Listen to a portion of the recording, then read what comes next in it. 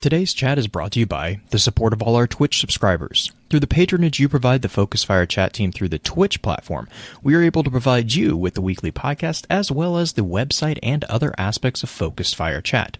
If you have any interest in becoming a subscriber of the FFC and gaining access to some exclusive features over in the Discord server, please be sure to visit our Twitch account and click on the subscribe button. If you're an Amazon Prime member, remember that you do have a free subscription to Twitch every month that can be used for this. And for those of you who are already subscribers, thank you again for your generosity. You may have heard the whispers of guardians gathering in the shadows, exploring the mysteries of this world and the worlds which surround us. We are all in search of truth. Sometimes we need to focus that search, focus that fire. And so we come together. Join us. Join the discussion. Welcome to Focused Fire Chat.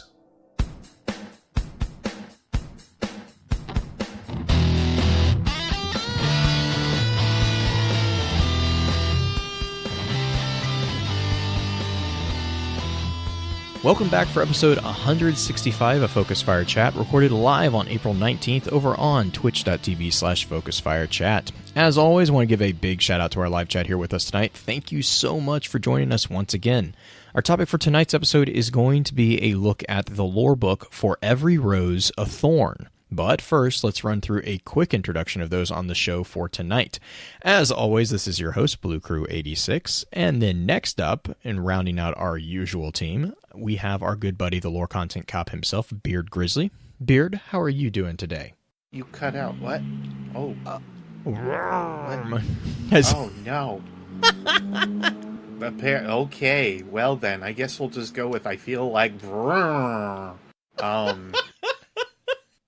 people in this town, I swears. Yeah, fair warning ahead of time, guys. I've got my windows open because, you know, it's the northeast of the United States, and it can't be April without it being, like, ridiculously humid already, apparently. Moisture is a thing. Moisture. Well, and also, you know, really quick, obviously Green's not able to join us this week. She had mentioned last week that she was going to be out of her... She's going back home to take care of some stuff for her family, and so that's where she is this week. So obviously we didn't get a chance to get a question out, and also this week, just a heads up, we aren't going to have a top three. I was telling live chat that a little bit before we started recording. We are going to be doing this week's top three. We'll be doing it next week, and then we'll just kind of push everything back 1 week. So nothing big, no big worries there.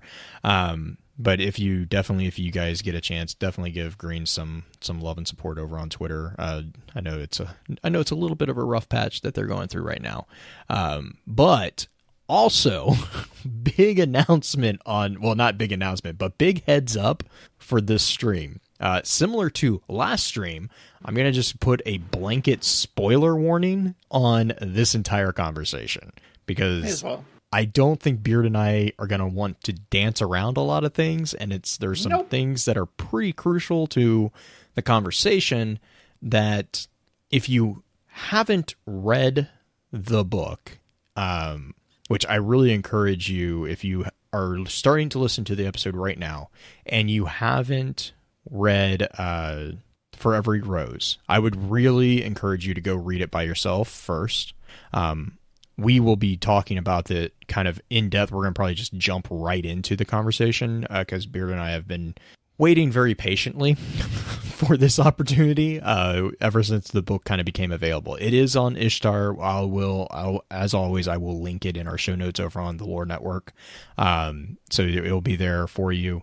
But yeah, I really encourage you guys. This is a big development in the story of Shin Malphur, Dredgen Yor, the Shadows of Yor, all of them.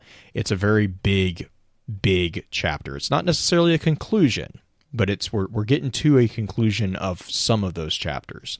But yeah, so just a general, hey, this is a heads up. We are going to be talking a little bit of spoilers. They're technically in game, but people are just now starting to finish the book in game. So if you're one of the people who would like to acquire it in game before reading it, just a heads up, you know, This is one of the ones that has been available on Ishtar.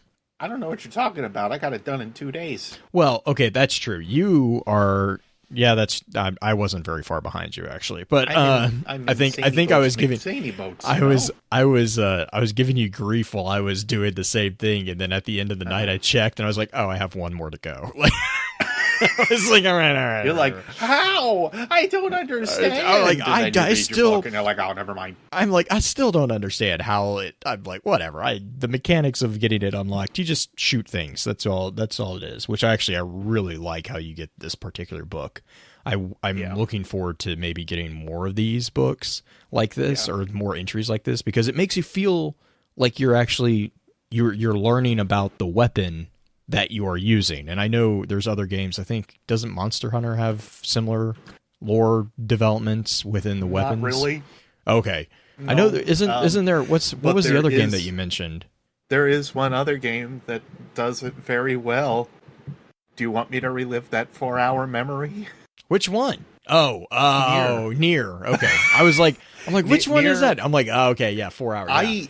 I mentioned this like way back, like last year. And I said how it would be really cool if, when all is said and done, they would add in a system that would allow for lore to build from the weapon that you're utilizing. And this is a step in the right direction. So if they absolutely utilize a system more like this and kind of build on it more, I would love to see that. Because it was something I had said about a year back and gave the suggestion about a year back in a video. Hey, maybe you should put this in because it makes sense to allow for us to either play with or get used to a weapon or try something out that we otherwise wouldn't use. Now, obviously, with Thorn is a weapon that a lot of people have a lot of connection with, sure. But imagine if they did something like this with Darcy. Even if it was like 2 extra entries or something, it would still build on the story of what Darcy is all about. And it couldn't even be, it doesn't even have to be like in the initial launch of that weapon. Like, that's the best thing about this kind of system, is that they could technically keep building onto the book from it, from there with it. So yeah, I would love for them to kind of expand on that system a little bit further than what they already have. But just saying, this is all my idea. No, nobody else's. It was all my idea. Kidding, obviously. Well, obviously you can tell that we are both pretty invested in this particular one. So let's run through our standard intro notes and then we'll jump right into it. In our last episode of Focus Fire Chat, we discussed the lore book, A Man with No Name. If you enjoy the show, please be sure to rate and, if you can, leave us a written review over on iTunes or comment on the episodes on Podbean or whichever podcasting app you use to enjoy podcasts. Reviews are extremely helpful as they not only let us know what we can do better, but help continue to expand the FFC family, which allows more and more perspectives to be heard. To those of you who have already taken the time to leave us a review, thank you. As many of you already know, Focus Fire Chat is a gathering place where the intent is to offer a week-long, in-depth view of a particular subject from within game lore, with a special focus on the Destiny universe. This chat begins every Tuesday morning and runs until the following Tuesday, with topics decided by the group via a poll that begins every Friday and ends on the Tuesday morning of the new chat. Every Friday, at around 10 p.m. Central, we get together to stream a high-level summary of the previous week's chat for those who are unable to participate. If you're a fan of lore in all its various forms, be sure to also check out thelorenetwork.com, where you can find a wide variety of some amazing content that covers a number of different titles and mediums. This will also be the new home for the Focus Fire Chat episode note archives and articles going forward. Our next chat is going to be a discussion on the lore book The Warlock Anur. As usual, the plan is to set aside next week's discussion for a summarization of the X-Lore content for April, Anthem. Before we jump into the information and thoughts that the community had for Every Rose a Thorn, however, let's have a quick chat about this week's Lost Lore.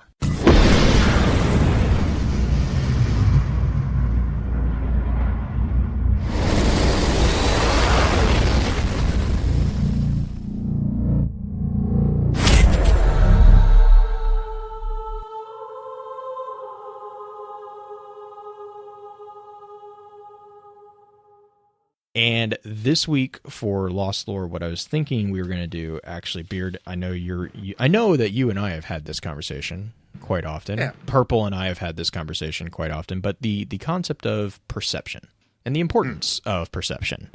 Because guess what is really important to keep in mind when you read this book? It's the perception and the interpretation of information. And this is a big thing that they are kind of doubling down on here. So with that being said, I'm going to kind of reiterate some stuff that we talked about in our, we did a Let's Chat a while back on retcons. And there was a couple things that I said that I kind of want to reiterate. So one of those is that, and Beard, if you don't mind, I'll just jump right into it real quick. Oh. So I said perception is one of the many cognitive biases that has a prominent place in the world of lore analysis and just in general analysis, like just text or anything. In analytics, you have to have awareness of different cognitive biases, and there are a ton of cognitive biases, but perception is one of them. And namely, the expectations for the inherent nature of game lore as a source of frustration in the community is what I'm seeing. And Beard, again, this is something that Beard and I have both talked about. I know Purple, Ishtar has an amazing podcast. Wow, I can't talk. Ishtar has an amazing podcast, not just about cognitive biases, but also about the validity of the information that I will link in the show notes, because I cannot stress how much or how well done Purple, Kex, and Baxter did on those episodes. But the thing that I'm noticing, or the thing that I've noticed over the last couple of years with Destiny, is that, those who approach the lore looking at the information as a biased presentation from the start, they're not as annoyed as those who approach this with the idea of, or the view of, the lore being canonical. Now, when I say canonical, my meaning in terms of Destiny's game world is that the concepts are not subject to change fluidly or to be open to the interpretation of either an NPC or a player or the player. So basically what that means is, if you're looking at information in Destiny or any game, right? If that information or conceptualization of the game world is fluid, if it's able to be changed somewhat easily, this actually points to that aspect being a derivative of lore, not canon. And canon is something that's like, it's something that is static and not changeable. I mean, in game worlds, that's not a lot, because, as with the work of stories, a lot of things are able to be changed. Retcons happen in everything that we do as far as storytelling. And it's not always a negative thing. And I will definitely defer back to our Let's Chat episode on that particular piece, because we actually go into the various types of retcons with regards to storytelling. Within Destiny, what we deal with a lot within lore is basically mythology. Myths and legends. Wow, I'm having some trouble talking. And the thing to remember about myths and legends are that they are stories.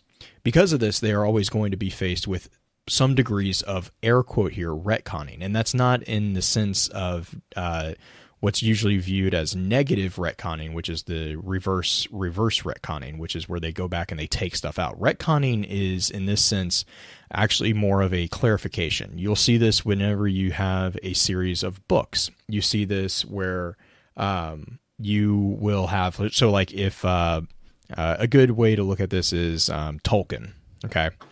The Hobbit. All right, we have The Hobbit. Pretty basic story, right? Adventure, done, end of story. And then comes the Fellowship of the Rings, not whatever. But within the story arc of the Hobbit and the Fellowship of the Ring, there is actually a significant amount of retconning. And what that means is it's retroactive continuity. Retroactive continuity is simply a matter of clarifying past events to make it synergize and make sense within the current events of the story. So no matter what the context, stories, myths, and legends, all that, they're going to have degrees of retconning. And this stems from the fact that they are at their base level, meant to try to make the chaos of life make sense. That's kind of the entire point of myths and legends. But the thing to remember is, even when they're cleaning this mess up and simplifying it to make it more accessible to those who are perceiving it, the tales still need to contain some of the mess, because that's what allows them to be relatable to those who are being taught. Right. This audience requires a connection. The reason why they require this connection is kind of twofold. They need it to stay entertained, and they need that entertainment factor is what basically drives the ability of an audience to stay interested in the story. This requirement connects back to the historical use of mythology as being basically a method of instructing younger generations lessons learned by the older members of other generations, or in any given society. You will always see this in any society. Every society has a form of teaching through mythology, whether that is a religious connotation, whether that is supernatural connotation, whether it is, even just pragmatic. There's a lot of storytelling that is used to teach the younger generation.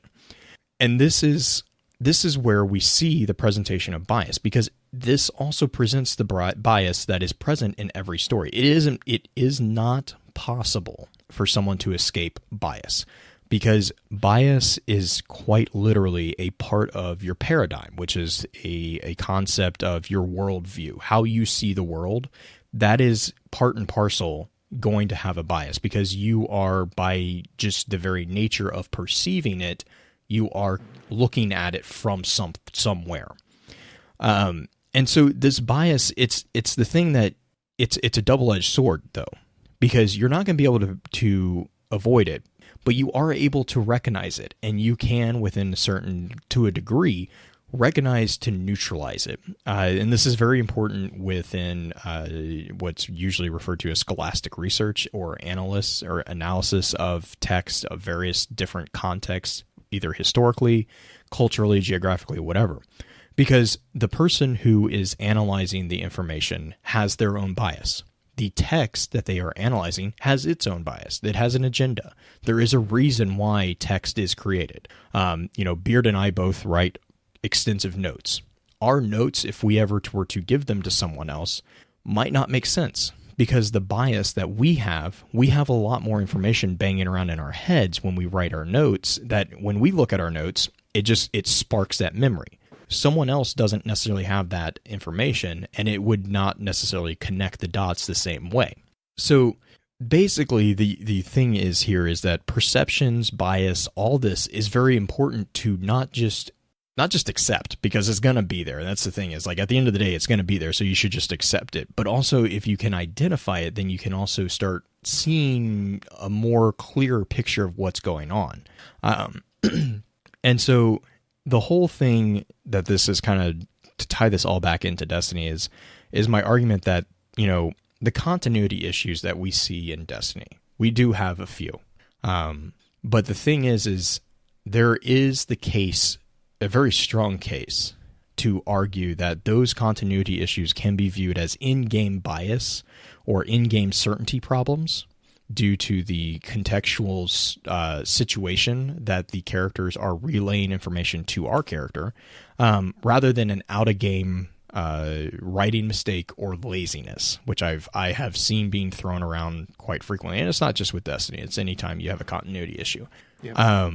And so I want to encourage, before we really get into the meat of this particular conversation, because there is going to be some. I know everyone hates it when I say that, but there is going to be some retconning going on here. But the thing is to keep in mind with the whole thing with Shin here is that Shin calls it out point blank, and there's an entry that's called The Pain of What's Right. And he basically says, let me pull up the paragraph just real quick. He says, "I've played a role for some time now, many actually, but my name's Shin Malphur, the Renegade, various others handed down by fools and hard cases, or even the one or two I've hidden behind over the many years I've spent running from my past and towards an ever-darkening future. They all serve a purpose. And they all start with Shin, the poor, lost, lonely boy whose entire world had been taken from him. The tale of my youth and Palamon is all true. That it tends to elicit sympathy and set my story on the path of the right and is not just a ruse, I am right. I am just. But ask yourself, did the fact I began as a victim color your perception of me? Is my path, my cause, more righteous because I was owed justice and vengeance? For the longest time, I thought so. But then, and here is where the truth of it all begins to gain focus. What if the villain of the story believed so? What if the villain tore apart my life and countless others as a terrible means to an end? What if I was lost and he offered guidance by gifting me vengeance? What if I told you he was right to do so? That's kind of where I'm going to end this particular one, because I think that's I honestly, I can't think of a better way to kind of segue into our conversation about what the information that we have within for every rose. This is going to be probably an episode that Beard and I are going to. I won't say we're probably not going to go on too many tangents, like off-topic tangents, but there are probably going to be tangents within this story, because this There's story enough referential material, right? Just thanks to the fact that, like, from Age of Triumph, we had like The Last Word and a couple of the other included grimoire cards, along with also the stuff with like the original Shadows of Yor and whatnot as well. There are these pieces that we need to kind of dig into a little bit further to sort of dig up or figure out where certain pieces might be going. For me, the tale makes sense. For others, I know that they're not exactly too happy with the way that it's all perceived or transpires, but per our ideas on Lost Lore here today with perception and such, that's the trouble. Mm-hmm. We saw one half of the conversation with Shin Malphur this whole time. We had no general idea about many of the others or any of the others realistically. We also were unsure of like who was semi-involved with, who or what or how. But there are still a couple of other unanswered questions that I'm sure many of you guys might have if you remember some of the older, like, Shadows of Yor entries and whatnot as well. But yeah, to Blue's point, it's not going to be tangents as all of a sudden I'm going to start talking about the 9. It's all of a sudden I'm going to go back to, like, old material that we've had from, like, The Last Word or Thorn or these older Crucible cards that existed previously. And all of them, I think, are extremely relevant to the topic, of course, that we're going to be after today. And not just what is showcased to us with Every Rose in general. Which, by the way, if you've been able to avoid this spoiler at all, big props to you. Kudos to you, man. I am a general master of avoiding spoilers. There were like 5 people that spammed me the first day that this book was out. They're like, "Oh my god, look at this!" And I'm like, "What? Oh, really? Thanks." What do you think? I'm like some kind of space magic idiot that could go ahead and read everything in 2 seconds? Come on. Anyway. I mean, they wouldn't be wrong, I guess. But that's the major thing. I want to highlight the ideas of perspective, however. If you are also to kind of further onto Blue's points as well, if you are calling a retcon, be sure it's a retcon. If you are calling a change or why something could change, provide evidence on why you think that is the case. Because I'm going to be blunt real fast with this right now. If you can find evidence counter to it being a retcon, and just a matter that you have a skewed perspective, then that is your bias. And that needs to go ahead and shift in your general mindset. It's all it kind of comes down to. Like, I don't care how high and mighty that ends up making me sound to some people, but long story short, if there's evidence that shows and can dictate that there is a lack of evidence that it's a retcon and it's a clarification, then that's a completely different definition. Well, and I think also there too, Beard, is the open, and I know we've had this conversation, you and I have both on here, actually recorded, and also offline. I mean, we both kind of, we have the very similar approach, which is I think why, even though we disagree with some things, we actually don't get mad at each other, which I know, shocker guys, the Beard and I are actually friends, even though we don't agree with stuff. I know it can happen. It does happen. Yeah, it's like, It's like him and I don't get along on every point, or don't generally think on the same things, but it's like all of a sudden we can still talk to each other like rational human beings. What is this world? Is it still and I was going to say, I mean, I had to go ahead and check about like remakes and everything that were happening. Like, wait, what's going on? There's a single player game coming out that doesn't have microtransactions. What? What I was going to say is the other thing to keep in mind too is that Destiny is actually really I wouldn't say it's a one of a kind. Because I don't know, I don't have the experience to say that, but I will say that it is a strongly unique portrayal of how to tell a story. Because the thing to keep in mind is, in everything that we talk about from a storytelling perspective within Destiny, there is very, very, very few pieces of information of primary sources that are actually canonical in nature. Everything that we have is predominantly portrayed or relayed to our character by another character. And I understand the need for people who are trying to escape reality by playing a video game. I get that. That's very frustrating. But the thing is like that's what honestly has kept me invested in Destiny for 5 years now. It hasn't been the game. I'll be 100%. It hasn't been the gameplay. Those of you who know me from, Rise of Iron know that I stopped playing for a good 6 or 8 months.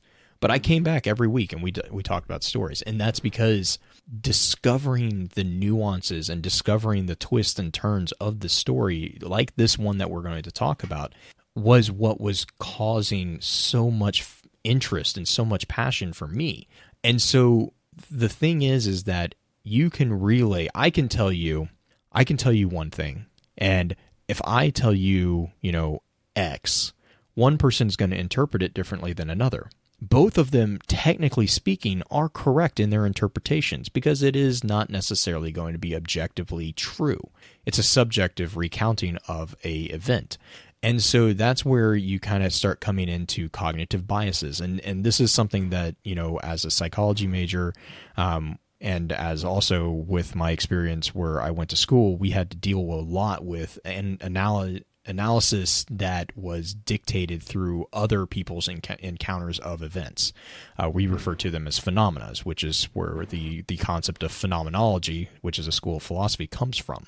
And so this whole thing, it really makes sense to me. And I have always approached things with it. I also understand where if you're not thinking at it from that particular degree, it's very frustrating. It's very, very. It's these concepts that are presented as abstract truth, which are not actually abstract truth, are suddenly being changed, and I can understand how that misperception can cause frustration. But that's why I kind of wanted to, do kind of a long wind up there, because there are things that are going to get pulled out from under you on these particular, especially on the Saga of Yor, as I've come to call it. Like there was the whole. He's a Titan, not a hunter, except he's not really any because he was before Guardians, which we did get confirmation of with Drifter actually today. Yep. Was it today that we got? He does not have a class. He is referred to as a light bearer. It was yesterday. Jonathan? Or was it? Okay, was it yesterday? Okay, yeah, because it was with the TWAB. Okay. I was going to say, because if it was today, man, I put that 30-minute video. I know, yeah. I was like, say, oh, that's right. Yeah, it was. Oh man, gosh, man, my week has been kind of hectic. What's a week? I only know how days go together. That's all I understand anymore. I know that there's a sleep thing, and then I get up and do stuff, and then there's another. Yeah. Well, there's usually a sleep thing again, but sometimes there's not, and there's a lot of coffee involved. Okay, To the Vex, time is non-linear, and that's about what it feels like my life is anymore. It's just this big ball of wibbly-wobbly, timey-wimey stuff. But and another thing, actually, to kind of really bring it back into Shin, right? Another really cool quote is from A Matter of Trust, which is the first entry. And I love this quote. And he says, "A person, any person, our lives and deeds live beyond us, our moments making us whole, our actions carving our being into the endless expanse of existence. Even after death, we were here. All we do can be forgotten, but it cannot be erased. Every life we touch alters the course of another being's reality. That reality then shapes the world around it, as all we are ripples out beyond who we are. So this is where you kind of get into the concept of, it's kind of similar to string theory, chaos theory, you know, the Mothman, their Mothman prophecies and all this stuff. All those crazy talks and all this stuff is kind of what he's talking about. If you ever drop and a very, very cliche example, very common example is go to find a still body of water, drop a pebble in it, and then throw a pebble at the other end, and watch where the ripples intersect and see what happens. They bounce off each other and they go into new directions, and all of these really cool little images start kind of being made through those two disturbances. But those two disturbances, there's not an additional disturbance that's creating these, you know, tertiary disturbances, and that's where we're kind of seeing here. And so what this is kind of leading into is there's kind of three major points, and Beard, I'm going to kind of say, and I want to hear if you're okay with these. There's three major things that I kind of want to talk about, especially Shin's, the truth of Shin, or at least some of the truth of Shin. What that truth means, with especially in particular to the shadows, because that's there's something that's gonna change there, and then also what that truth means for us and our future within the Destiny universe, because we already see a changing universe with the events of the Drifter, especially in light of what was put out by the devs yesterday. They're kind of doubling down on this whole thing. And so I think this is going to be a very, very prominent conversation that we're going to be having more and more. And I'm really excited about that, because this is getting into morality and philosophy, and, you know, this is going to be fun. So to kind of say where I think the Black Armory papers gave us a story that we sat back and thought about pretty heavily in relations back to history that we've been like pining for forever. This one actually deals with like present day, past day, and into the future as we go along, like all of these different revelations that could pop up as we continue with the game and its life. Like, it's such a the whole point of Destiny 2 is to kind of talk to you about what it means to be a guardian. And as Fellwinter said from our talk last time, I don't know any better human, any better way to express it as a human. Yeah. In this case, it'll be as a guardian, but, you know. Well, and that, you know, right. And, you know, that's the thing is, so when we talk about, when I talk about the book, we have 9 entries. I'm just going to do a quick breakdown of the book real quick. I have 9 entries in this book. There are 2, 4, 5 that are written from Shin to the Guardian, or involve Shin and the Guardian. And then there is the extra 4. And this is where we're going to double down again. Just last reminder, spoilers here. Those last 4 are the final 4, well, the next 4 pages within the Book of Unmaking. Okay? So, kind of give you an idea of where we're going with this. Shin is very, very closely aligned with the Shadows. And actually, we go to find out that Shin is actually one of, if not the creator of the Shadows of Yor. And we start down this road with the matter of trust. And so the entire thing throughout this book is Shin doesn't trust anybody. And Shin is now trusting us with a truth that he has hid from pretty much every single person, every single guardian that he has ever interacted with. No one really knows this fact about Shin, except for us. Now we know. And that's kind of where the book ends, is he reveals it, he bears this truth to us. He finally lets us see the cards, or some of the cards that he has in his hand, and now it's up to us what we do with that. And that's where the book ends, and I really, really am looking forward to that particular piece of this conversation. But really, honestly, to kind of cut it to the quick, Shin is the leader of the Shadows of Yor, but he is also the man with the golden gun. So he's playing both sides here. And this is where we see the involvement of Tebben's notes. So the entries to the Book of Unmaking are interesting in and of themselves. I'm not going to spend too much time delving into those particular ones. I kind of feel, Beard, you know, and I think you will agree with me. I think now that we actually have arguably the full book of Unmaking, we might want to switch back and do an episode just on those verses. I feel like we could do. I feel like we could probably do 13. Yeah, realistically. But I feel like we could do like one synopsis, if you will, of like the time, because that's what we can at least kind of dig into at the entries. At least is like the synopsis from Tebet himself, right? And I think the synopsis, deals, right? I think those are very deals important. At least with like what Shin was doing, or what the man with the gold gun was doing, and then what Ursa was doing, etc. But then I think what we can do is at least take, like you were kind of hinting at here, just take the entries as you have already graciously done, and talk about those. I will also link those. Yeah, I will link those in the show notes as well. Basically, what I did was I told Beard, I was like, I'm getting tired of jumping between pages to figure out which verse goes where. So I just basically took all the chapters and verses and put them into a single document. And I'll have that. I'll put that in the show notes for anyone who wants those.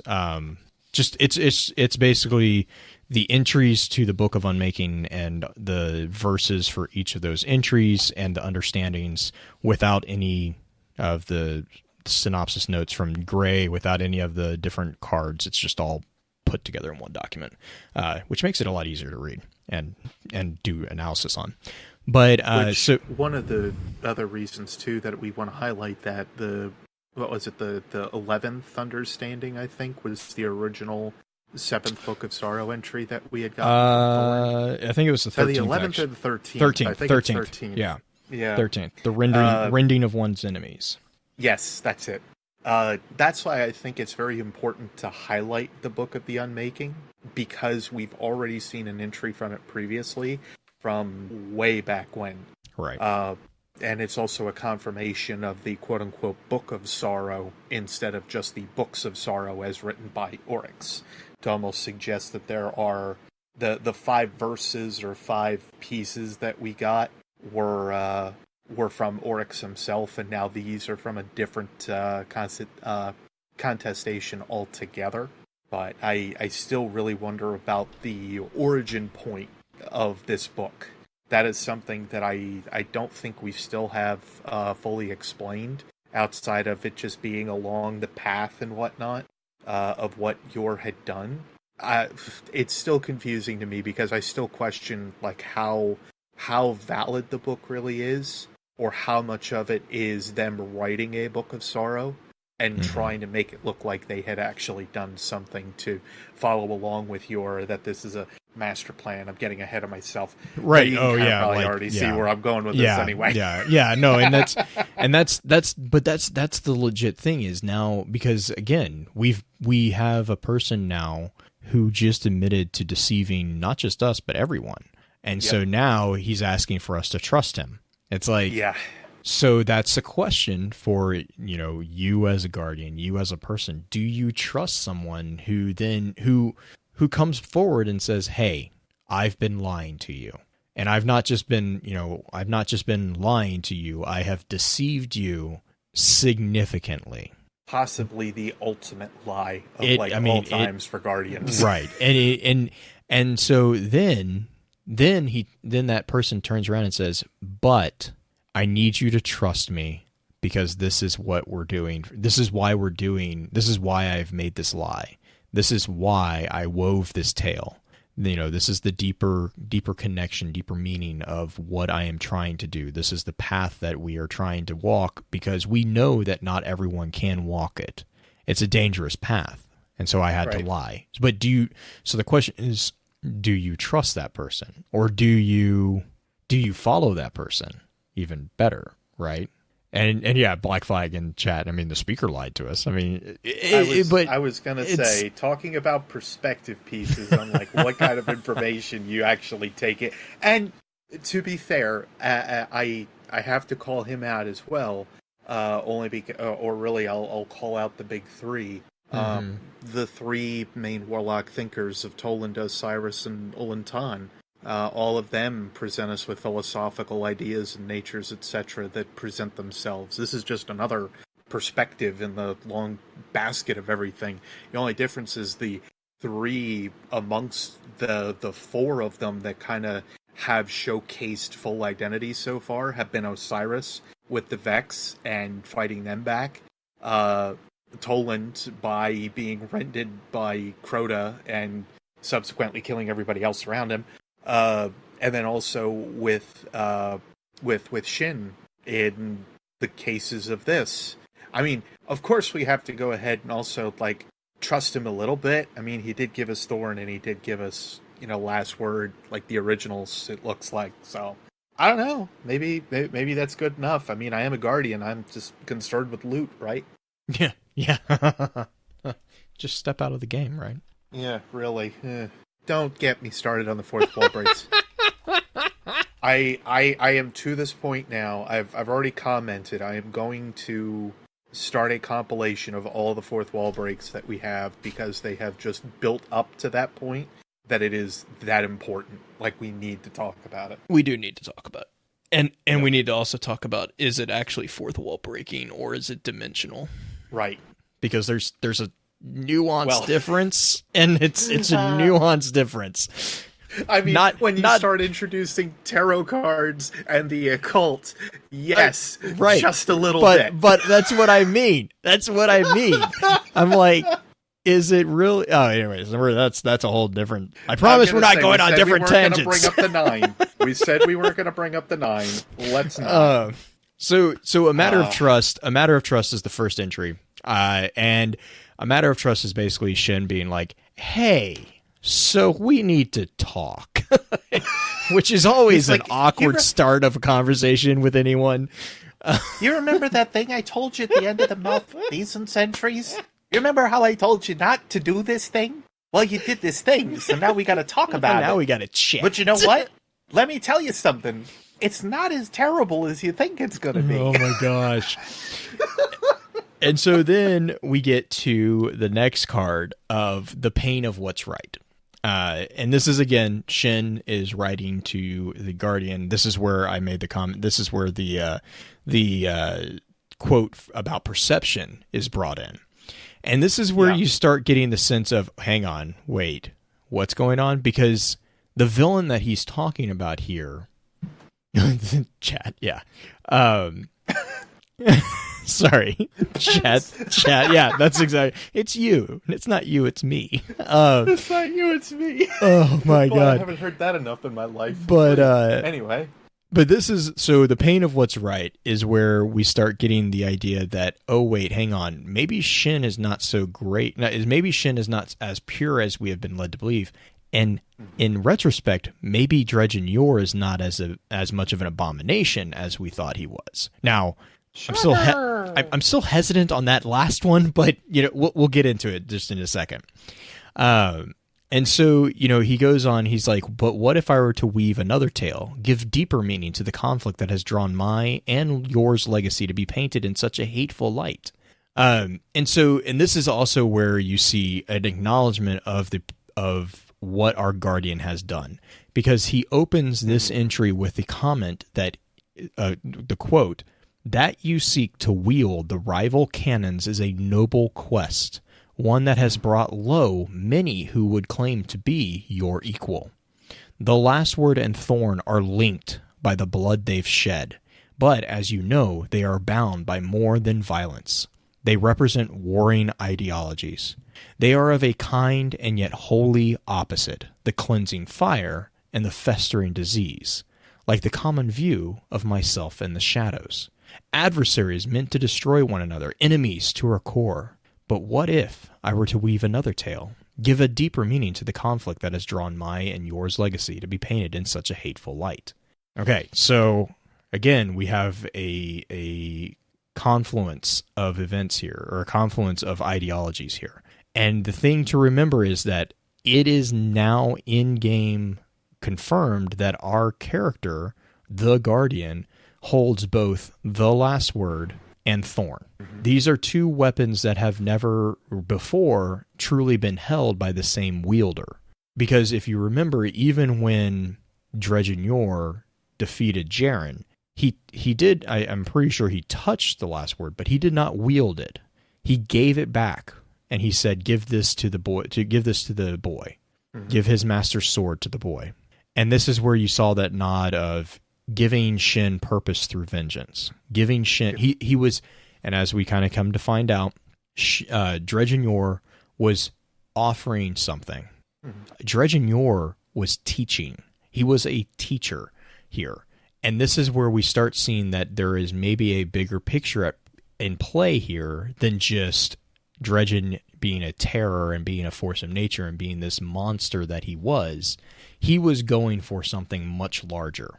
He was playing on a much larger field than maybe we're even aware of. We have another couple characters who are doing this. We have Toland, we have Mara, we have Osiris. You know, there's these big names. Toland, I kind of hesitated to put him in there, but I mean, to be fair, Toland is dabbling with the Ascendant Planes.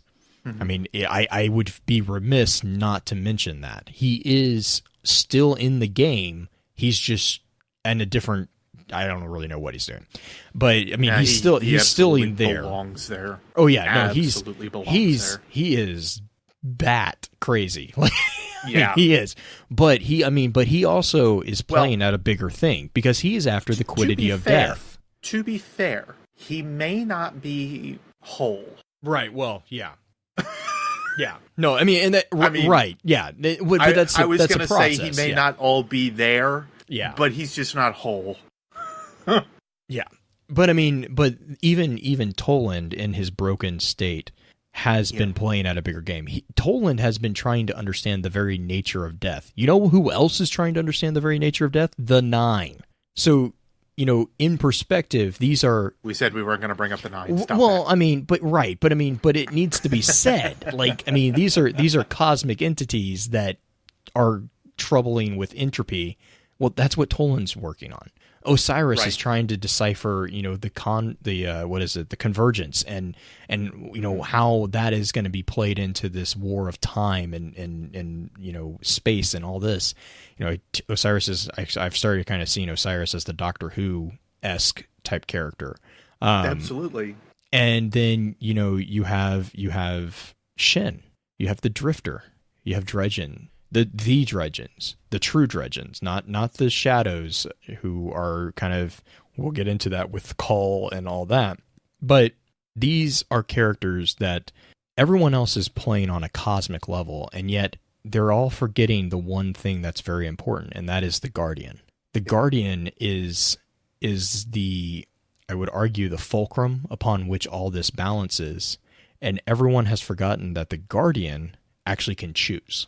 And so when you see all these balancing acts going on, you know, Toland, Osiris, you know, you mentioned Ulantan, Mara, all these people are playing such big games, but Shin's going after the Guardian's soul. Drifter's going after the Guardian's soul. Like, they're going after the morality. They're going after the person upon which it all depends. And so, in a way, I'd almost argue that Shin and Drifter represent actually a bigger conflict. Because the presentation of the Guardian, which is our character, you know, our individual characters, whatever, they are meant to be the central centrifuge upon which all this stuff is based around. That's kind of what it's been presented to. And with that being said, go for it. It also gives this, again, perspective piece, if you will, on like, well, we're dealing with darkness. So we think. So now the question is essentially like which part or which side is the darkness per se, in terms of like how we utilize it. Like the Shadows of Yor are regarded as these terrible monsters, so to speak. Until of course we end up getting this perspective piece and how it all kind of plays out. And then also with the Drifter and how the Drifter's use or dabblings in the dark kind of are as well. That's the general, at least, idea to me. Like, it is two sides of the same coin. Mm-hmm. We're not talking about light and dark here anymore. We're talking about, like, dark and dark in a little bit of ways. But even then, again, you start to realize that it's more like the balancing on the tip. It's that idea of symmetry that we're starting to kind of be more aware of. Yeah, it's like something that Aldrin said. Yeah, it's like, you know, lines and something being thin or something. I don't know. It's also a hand cannon. Yeah. The other thing that makes me think of too is, Green had mentioned her thing about the Drifter was about how he really lets you choose. He lets you choose, and he respects that choice. He might not agree with it, but he respects it. And that's something that we don't see a lot of in the other NPCs. Shin, actually, we do kind of see that. But Shin is just a little bit more trigger happy, I guess would be the best way to saying. Like, Shin has his own vigilante problems that we probably should acquire. We acknowledge. I don't know if I would even go that far. Like, Shin still gives us the choice, I suppose. It's indirect, but he still gives us the choice. Like, do we hunt and ultimately find Thorn? Do we hunt for and ultimately put together malfeasance? Do we ultimately decide that we want to go ahead and like piece together these ideas and dabbles that have been within like the Vanguard's purview, especially as being more dark related and so on? Like, he gives us the choice, especially with like letters from a renegade. I think that there, at least with the stuff that we don't get to read, because of course at that point that's being sent to, at least we're largely thinking it's sent to Shax, and that he's working with him. So we may not ever get that general sense and whatnot, but we know of the legends. We know of what happens to those that dabble too far this way, and we know that like the man with the golden gun might be coming after us. Right. And they make it a point to showcase that with the ending, with the corrupted strike with malfeasance, where you put that weapon together and also show do off that Callum and everything. With the salt mines entry, where Anor interrupts, she interrupts him from doing. Yep. So the next entry after the Pain of What's Right is actually the first entry that is not Shin, but it's a page of the Book of Unmaking, and that's Evolution. Beard, I don't know, did you want to talk about anything particular on this one? Let me get there real fast. I think there was something. I mean, it's a confirmation of the six new Dredgens. I gotta say the main ones, if you will, which Drifter's not part of, which I found that was kind of interesting. Yeah, which also kind of actually I think digs back to what actually might come up a little bit later on. At least that's my thinking. But for instance, I'll just read down the list here. I'll just read verbatim what it is. Orsa is now an ever Dredgen Vale, which would be Zyre Orsa. Zana Moss is Dredgen Scar. Jonah Pavic, Dredgen Mire. Callum Soul, who we know from previous as well, is Dredgen Cull. I love that. What a real slight change in name. Love that. I love that nod to what he... Well, because ultimately that's what he does. Is what he does, which is, I think that's kind of telling of what happens with the names of the Dredgens as well. Which also, I mean, one final note on that part though too is also then remember what Drifter's title was. Yeah, it was Dredgen Hope. Also makes me think back to Confessions of Hope, which is a completely different tangent. Oh no! Yeah, I just said that. Raga Yasul, which I think is a completely new one, is Dredgen Totalis. And which is Tebben Grey, is Dredgen Bane. Now, the two that we knew of previously, at least from like D1, would be Dredgen's Bane and Dredgen's Veil of Tebben Grey and Zyre Orsa, respectively. And then, of course, we come to know Callum Soul as Dredgen Cull throughout the early events here of Forsaken. So yeah, we have several different pieces that kind of showcase what each of them is kind of about. And Black Flag's bringing up the thing actually that I wanted to talk about a little bit too. Zyre Orsa being Dredgen Vale, that actually makes a lot of sense. Mm-hmm. Because there might be this veil of secrecy going on. Mm-hmm. Which again makes me kind of sit back and think about some of the other ones and what might actually go into them.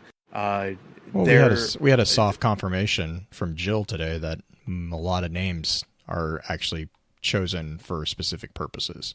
Right. I may have just like bookmark the exact site Oh, that she yeah, mentioned I just to ensure it too. might have done the same because I'm like, oh, Yeah. okay, that's good to know. I was like, oh, this makes my job easy instead of me having to go and like hunt for these names and these different baby name sites that probably are mostly wrong because baby name sites are pretty well wrong. But that's really the big thing, except for, of course, the fact that we're still at the bottom. We are still dealing with the hand scrawled note accompanying Tebin Gray's personal translation of ancient Hive text. And I still am gonna just reiterate this point real fast. We have no confirmation where these pages come from, and until I start to really hear about like where the dig site was and whatnot, I can't. I think that Tebin thinks that, but I couldn't tell you exactly where he got that information from. Now, we do know that they got some of it from your ship. Right. Yeah, there was some like early stuff, but again, we don't know. But again, with revelations that in revelations that happen, it's like we also were told that, you know, the people who found it were Tebin and Zyre. Well, hey, surprise, surprise, one of those people is not necessarily who he says he is, and it's Zyre. For anybody who's not catching my like pretend subtlety there. But like, so if this is one of the first things that I was kind of like, oh no, because if Shin, who is Zyre, is one of the ones who, quote unquote, miraculously remembers where Palamon, or discovers where Palamon is, the unmarked site that no one knows where, you know, that's because he grew up there. He knows where it is. Right. But then that begs the question, is that the first time he's gone back? You know, like there's a lot of, and exactly what Beard's saying, there's a lot of potential for this character who has already kind of been, you know, under the, as you said, the veil of secrecy. You know, there's a lot of potential there of this person setting something up that might benefit him in the long run. And again, it's like, it's hard because I don't want to be the paranoid person, but it's really hard not to be. It's, as we kind of said early on, it's your being the teacher.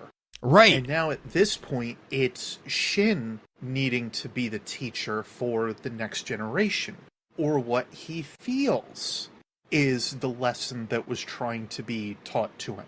This could be the same general idea, like keeping this in mind as we kind of go along, as how you would interpret a lesson and then change it. Right. Like, well, and that, I mean, again, perception. Perception is, it's all about the perception. Well, and the perception, as I was just going to say too, like think back to grade school, because I go back to this common one, and I'm sure I've said it on the show several times already, and I honestly don't remember if I have or not. Go to grade school, listen to K through 12 history, and especially in United States history. We are taught how the founders could necessarily do no wrong. They were amazing people. They put together this great country, etc., etc. It may as well be propaganda, because when we get to college, or we tend to do our own looking even after the fact, if we decide to, we start to learn snippets and bits and pieces. And I think even, you know, something like Hamilton, the Broadway musical being brought out in a way, kind of showcases that no, they weren't really these perfect individuals, and they are still human beings, and you are thinking too far and highly of them, and you need to step back to go ahead and contemplate that idea. You know, just these little bits and pieces that go into it. Not to, you know, I'm sure somebody has already said that I've talked ill of the Founding Fathers, and I'm like, they're human beings. They were human beings that effectively founded a country and nations on like how they wanted to, and how their perception was and how they saw the world. There is no difference in how we found our founding fathers had put together this country versus another country altogether within this same exact planet, or in another planet in the other far ends of the universe.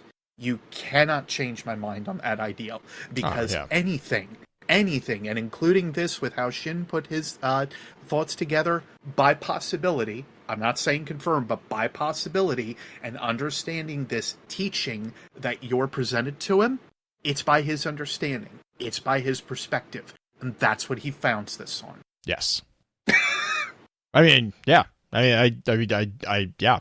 That's exactly what it is. I mean, I feel like I got there a little too quick, but yeah, you know, it works. Just, yeah, I guess we can just move that to like later in the show or something. I don't know. I think that was all with evolution. Yeah, really. I think that was it with evolution. I'm just kind of skimming my notes here real quick, but no. I mean, I think the only other thing to reiterate is how Drifter Dredgen Hope is not listed here. But again, I'll get to talking on why I think that is a little bit later on here. Anyway, yeah, and then also the comments that, you know, this is the entered the third lives. We are not wholly changed. Our evolution has begun. You know, it's also kind of an acknowledgement from them that he and Tebben kind of puts in there will be fear at the sight of us in response to our deeds. There will be pain, both ours and others. This we know, and this we accept with pride and eager, angry hearts.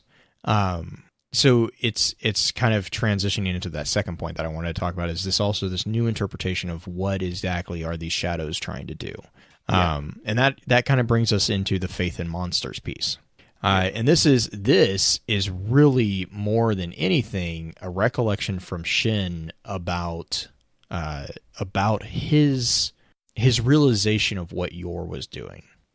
And so I'm actually just going to read this one because I really appreciate the explanation, and there's a couple things that I want to kind of point out too after I get done with it. But so this is Faith in Monsters, and this is like large clarification. Oh my gosh, I'll huge. just say that right now. It explains like several different pieces. It explains tons of it. Think on is it Thorn 4 and I think it's Last Word 3. Between those two entries, just try to if you can recollect some stuff behind them. Just think about that in the back of your mind as we go along here with this entry, because that's how important this one is. Anyway, Blue, I'm keeping from. No. That's exactly that's one of the big things. So he says, I hunted Dredgen Yor for decades. First at Jaren Ward's side, then alone. I was obsessed, driven. I hated the man, still do. The difference between all the moments before I lit my fire and put rounds into the and every moment since is what I learned in the instant I pulled Last Word from its leather.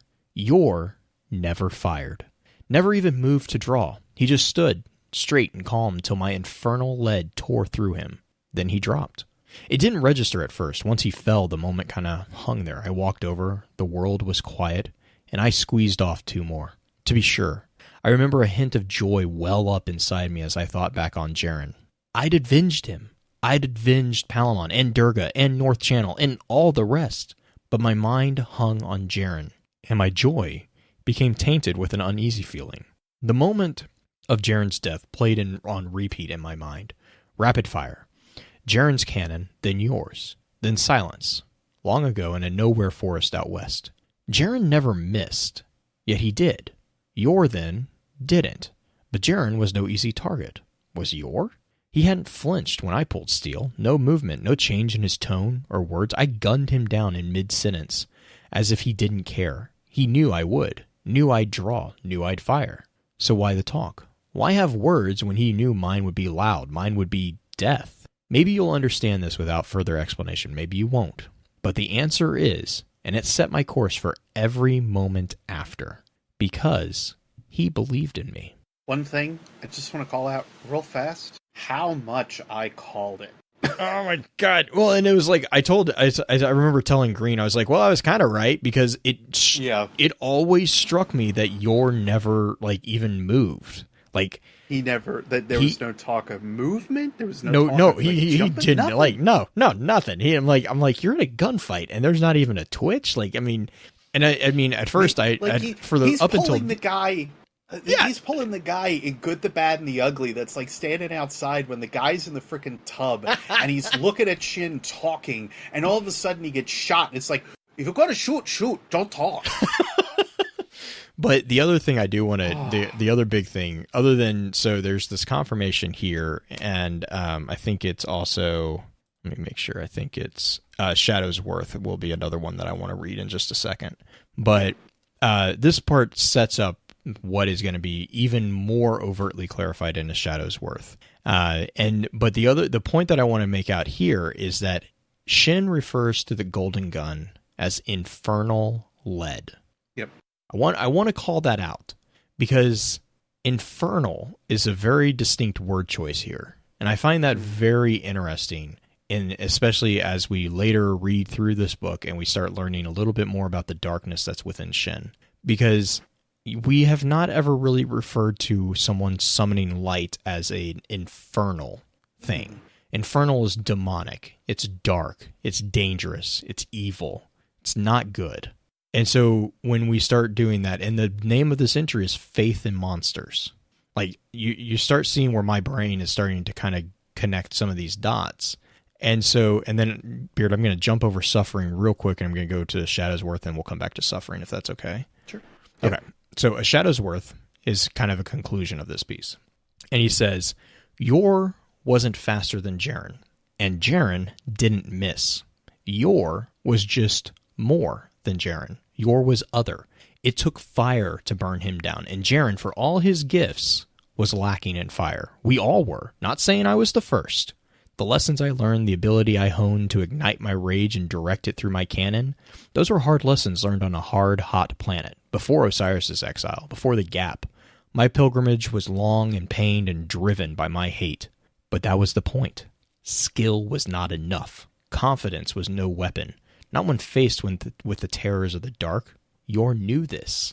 Yor counted on it. So when Jaren faced him down, Yor gave him the first shot, offered freely. But Jaren's lead wasn't enough, and when Yor replied, his sickness consumed Jared's light and left me once again an orphan, once again weighed down by sorrow and anger. Yor sought to gift me Jaren's prize as a means to tempt me, and it did. When that gun finally met my hand again, it was the catalyst that drove me to find a way to avenge all I had loved. It was a selfish pursuit. But when Yor and I finally met on that flat, high ridge, I was ready. And as I would come to find, so was he, ready to offer his final lesson, his final gift, a final push toward my true destiny, one that would put me at odds with heroes in order to ensure our worlds are filled with fewer monsters. It was a path I was sure to walk alone, until I found others, until I found trust, until I found hidden value in that which I had always feared, shadows. So, yeah. I don't know how to. I'm like, yeah. The only other piece to kind of, I guess, really like these are very straightforward entries, which is one thing I really kind of like about it. They're not trying to not dredge and mire, but they're trying not to mire this in a lot of like junk. Like they're trying to show that Shin is trying to be very straightforward with us about what's going on here. But I like that they, in Faith in Monsters especially, they call out the places that Yor had been as well. It confirms those places too. Yep. And in addition, how he was saying how his pilgrimage was long and pained and driven by my hate, and how he was probably following Yor amongst all of those places, but then also going to Mercury and other areas and so on. In addition, though, we don't necessarily know that, like, these, like North Channel, for instance, or Durga, we know that Durga at least is a place here on the planet, but we don't know if there was, like, another Durga that was mentioned in other areas around our system, for instance. The largest thing that makes me wonder is, like, how many planets that they go by? Because it seems like Yor, especially as well, was on Mars at one point. So we don't know, like, where that could have led him, etc. But yeah, I just like how he knows exactly where, my point here, where Yor was going. And he's able to at least catalog that back to the Shadows later on. Mm-hmm. Like, it seems like he's taking this up on his own. He's understanding the path that he needs to go. And he's understanding now, the further that he contemplates and thinks about it, what he needs to do in order to defeat those monsters that show up.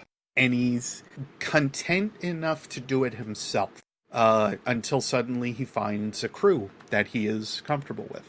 Like, that's... I don't have much else, honestly, when it comes down to them. Like, they... Yeah, real quick. For it. Go for it. The only other thing that makes me kind of possibly wonder is he says that he had found others that... I'll kind of read it again here. Until I found hidden one that would put me at odds with heroes in order to ensure our worlds are filled with fewer monsters. It was a path I was sure to walk alone until I found others, until I found trust. It makes me wonder if they weren't already on that same path, like the Shadows of Yor had kind of formed on their own previously. But Shin Tebin had already kind of gotten a group together, and Shin found them. I could see that. And they were like effectively building a group that looked at Yor from like a historical and combative perspective, and they were like trying to figure out what was going on with it, etc., like digging into the legend. And then suddenly here is Orsazire, who has all this information that is able to start to stem out to these shadows that start to put themselves together. I just wonder how far or how possibly true that is. This is, again, though, like looking at it from 20 different angles. Right. Like you could argue to say that, well, this is the way that they're telling the story and this is how they expect it to be. And you would probably be right in some cases, but I've already learned with this lore, you view it from 20 different angles and then some. The other thing I was going to mention too, chat is asking this about the difference between Jaren and Shin. I saw that, so I wanted to leave that be. Yeah. So the chat was asking, is this a situation in, like, let's put it in game terms, that Jaren wasn't high enough light level or whatever. I would argue that no, it's not that actually at all. It's that Jaren didn't have a golden gun. He didn't have this rage, this emotion, this passion that Shin is talking about. Jaren had confidence. He had skill. And I mean, like, I get the feeling that we know Jaren was a guardian. He had a ghost, obviously, because that's where Shin gets his ghost, is Jaren's ghost adopts him. So, like, we know that Jaren was a guardian. We don't know what subclass, but I can feel pretty confident in telling you it probably wasn't a golden gun. Now, that being said, that doesn't mean that he didn't have solar light. We have several... we now have several options as far as solar light goes with the introduction with I just went blank on the spectral, not the spectral blades.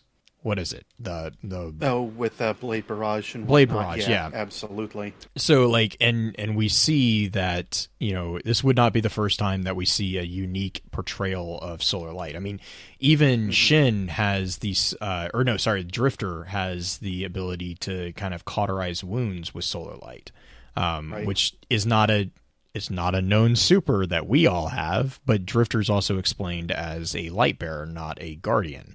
So, there's a very different distinction. Yes, it's a very important distinction too. Like he's classless. He's multi-class, if you will. And so we have a soft confirmation in the Drifter's lore entries as well that that's actually kind of the case. But the thing here is that it's not that Shin was, it's not that Jaren was less than Shin. In fact, I would argue that, if anything, Jaren was in some capacities more, but it was not enough to defeat Yor, because it was not enough to defeat the Eternal Abyss. Right. Which, oh my God, that name just makes me think of Nietzsche. But anyways, there's a whole connection there that I'm still working on, because it's like there's what about a cult? I'm sorry. No, I know. It's just, I'm like, oh my God, it's like but anyways, because Shin is the one who hunts monsters, and anyways, moving on. Oh God, it's such a, but that's the thing is like Jaren didn't, Jaren was portrayed as, the cool, collected, confident, very skilled hunter. He was never portrayed as an emotional person. Actually, that was one of the things that Shin specifically called out about Jaren, is that you never knew what he was like thinking. And his ghost was very similar. His ghost didn't talk at all to anybody except for Jaren. And so there was that. Let me see.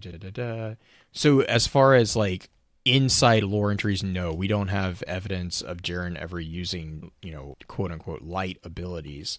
But I would say that that's not, I wouldn't say that means that he didn't have light abilities. Because I would argue the fact that he has a ghost kind of points that to not be the case. Is that, long story short, that's what I'm trying to say, I guess.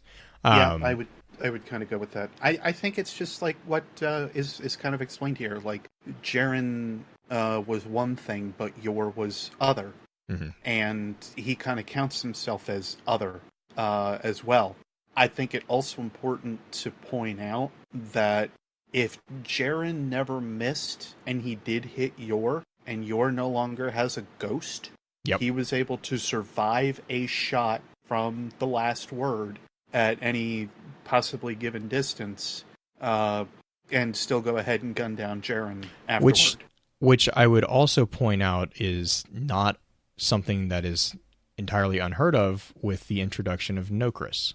Because remember, Nokris is a necromancer, which apparently is, slightly taboo within the Hive. But, I mean, so in the Hive are, arguably that's Yor is whispering sweet nothings in Yor's ears, so I mean, it would not surprise me to learn that there was a bit of heretical Hive teachings going on with Yor. But you don't want to hear my thoughts on that. Well, yeah, no, I mean, there's also my thoughts of, if Yor is the one that gives him the information on the Book of Unmaking, was Yor technically, in good standing with the rest of the Hive? Because I'm thinking something completely different. Yeah, I don't want to think what you're thinking, so I'm not going there. I'm not going there. Because I don't like Rule 34 on that nature. Anyways, moving on. It's not. No, it's not. Oh my goodness. We skipped suffering, by the way. Yes, we did. Yes, I said we were going to go back. So let's go. We're speaking of suffering right now, so let's go back to suffering. I lovingly call this one the future war called entry. If you read it over, like I can't read this, especially with like in part number 7. It says, "Life is war within and without. Suffering is not pain; it is life." And for me, I cannot in any way, shape, or fashion read that without thinking about future war call. Just reading over the 11th Understanding in general, it kind of like makes me think about that in general. Just. Mm-hmm. The overall synopsis: look to your suffering and know that it is a gift, for only those who strive truly suffer. All else are simply made to. So I mean, it kind of ties into the philosophy too of like, how do you know that you're alive? You can feel pain. What's that? Drifter's already dead? Okay. Yeah. Well, right. Yeah. Oh gosh, man. I still love going back into that. But yeah, in a lot of cases, it just feels related to the FWC tenets that we kind of know of so far.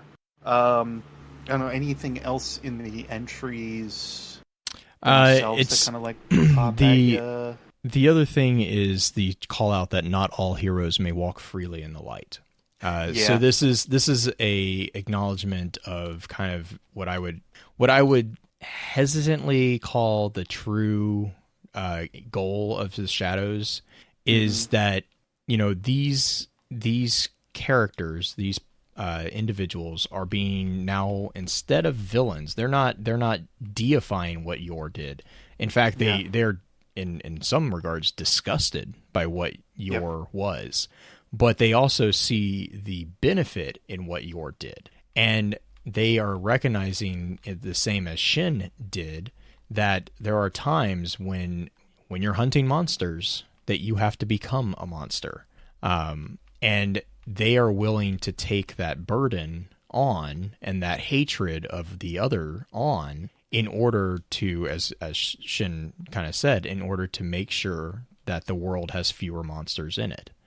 Which actually I kind of don't feel really a lot of like disgust towards that, because that's really similar to what you hear about with the original portrayal of the Night Stalker back in Taken King. That was exactly how the Night Stalker was presented. Was they were the hunter who was so good at what they did that it made other guardians nervous. Because in order to hunt the monsters, they were actually able to get into the head of the monsters as if almost they were monsters themselves. One of my favorite pieces of armor is the Orpheus rig, which I've made that comment before. And if you read the entry there, Qantas Ree is the figure that is being talked about, who is the narrator in that particular piece.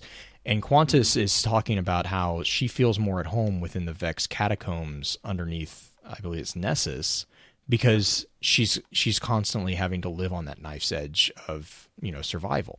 She makes the comment that going to the city for, to report into the vanguard of what she's found is actually more unnerving to her than it is living in the Vex infested catacombs, and so and she's a Night Stalker.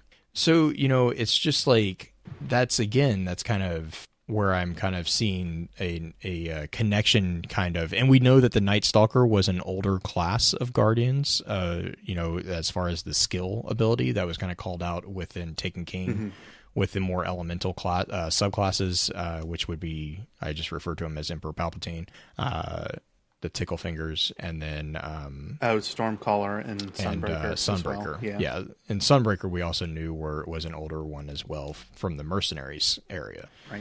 So it's skills and talents, so to speak. Right. Yeah. And so again, it was just kind of like, especially in the case of the Night Stalker, feared. Yes. Yeah. Well, and I mean, I would say Stormcallers were misunderstood more than anything, because the harmony within. Stormcallers, especially on like a warlock standpoint too, they run on that exact thing. Like, I see Tebin Gray as a Stormcaller, because he runs on the abilities of, or the thoughts of balance. Mm-hmm. What we see in the Stormcaller entries is that that's a very good you're point. supposed to present yourself with like a side in terms of like where your emotions, quote unquote, should be. Mm-hmm. The Voidwalker calls for calm. The Sunbreaker calls for fury. Meanwhile, the Stormcaller calls for harmony. And that's actually the thing that I find most interesting with the way that Stormcallers especially are kind of presented, versus even like other arc subclasses and so on. Like, it's still one reason that the Warlock fascinates me to this day, and why I absolutely still love playing the subclass, or the class as a whole, is just the absolute power that is wielded by them. And how each and every time you throw a Nova Bomb, or go into Storm Trance, or pop out the sword in either protective mannerisms or as a offensive weapon, you are still like exercising that philosophy every single time you cast a super. Mm-hmm. It is so fundamental to the way that they're pretty well put together. It's the whole reason I bring that up. It's no different than what's going on here with like the Shadows of Yor as well, and how they're kind of putting themselves together. It's again why I think that Tebin is possibly his subclass is a Stormcaller, because he would have to wrestle with this idea of balance the whole time, and he would already be exposed to it already. Right. He may have been able to kind of like grasp that idea. And especially if he is an older warlock or an older user of the light, that's another call out back to it, because these are older abilities that we seem to have lost in that regard. It's not about calm for him. It's not about fury for him. He's looking for answers. And I think that's what's so important to kind of point out about the Shadows in general, but I think Tebin as a whole, which is the little bits that we've kind of gotten from him.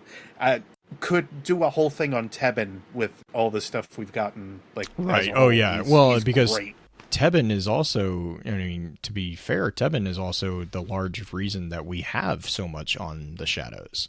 Right. The other thing is you're talking about Tebben as an arc or tickle fingers. Stormcaller. Yes, that one. I'm sorry. I default to referring to them as tickle fingers or Emperor Palpatine. So it's nothing. Anyways, but I also Either is in the same. acceptable. I also see Shin. To be honest, I see him more as a Night Stalker than a gunslinger. Yep. Because his, especially Dark Shin, I guess we would refer to him as, because of that whole thing about, kind of the same thing, like the fear, the hunting, and all this stuff. He has the rage of the golden gun. He has the methodical nature of that, but there's also the kind of what you were talking about with the Stormcaller and about the balance and, the true answers and everything like that. That seems to be a lot of what is going on with Shin. Right. Where was I going with that? Yes, I saw Black Flag, saw where I was going with the whole thing in chat.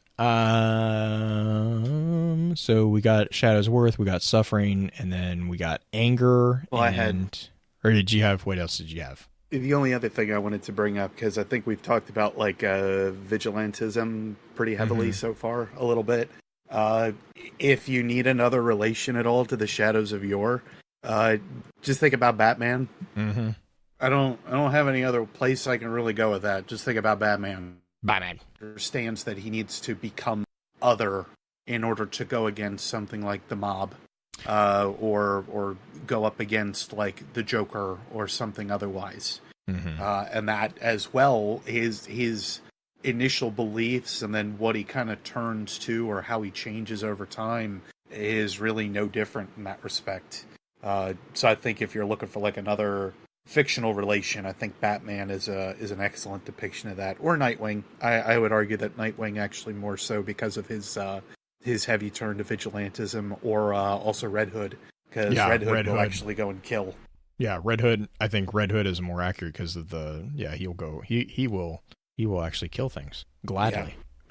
Yeah. But you want to talk about anger, because that's a kind of important thing in Shin's world. Yeah, but I didn't know I signed up for anger management classes. I didn't even know I need them. This is news to me. Chat, do I need anger management? Is that He what doesn't y'all are yell. saying? He doesn't yell much, right? I don't go on rough tangents that get me involved in side politics and whatnot all the time. Never me. Anyway, the major things that I had seen here, as interesting as I think the basis with the entry about anger is, which I do like the summation here by all accounts and regards, and I think that some people might need to just stick it in their morning mirror whenever they see it, or in their morning coffee if they want to start to read by osmosis. Ignorance is not passive. It is a living, I love it. I love this one. failure. See, Ignorance there was a reason is I not gave passive. this to you. Yes. Ignorance is not passive. It is a living, aggressive failure that angers the hearts of all who seek to evolve. No, Doom. No. Let me tell you right now, that is not passion. That is pure unadulterated anger. That is anger at the thought, and I go through this every single day when I hear somebody that has something so closed-minded, it is unbelievable. It is not passion. It is anger to the point that you are stunting my ability or any other's ability to continue to evolve, as this entry effectively talks about it.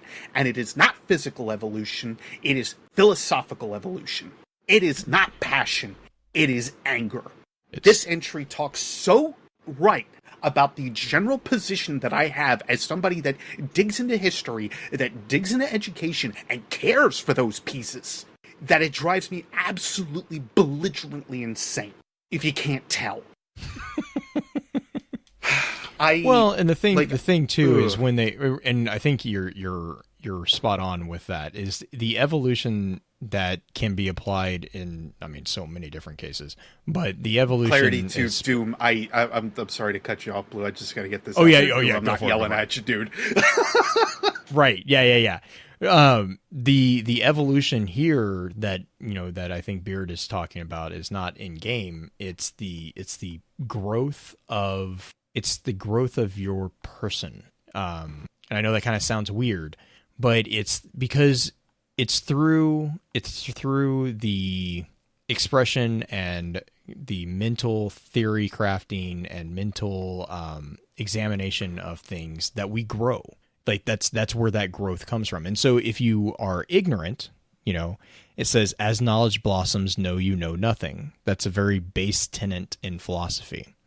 You know nothing. If you acknowledge that you know nothing, then you are opening yourself up to being able to learn. Because the instant that you say, no, I know that, that's when you have closed that door. And so This is where you see that anger and Beard, I appreciate that, because that is often where that is kind of going. And in regards to this entry, what they're doing is they're saying, let your anger guide you. Let that anger, that ignorance, that passive ignorance, or that living aggressive failure around you, let that guide you. Let that be the catalyst that pushes you forward.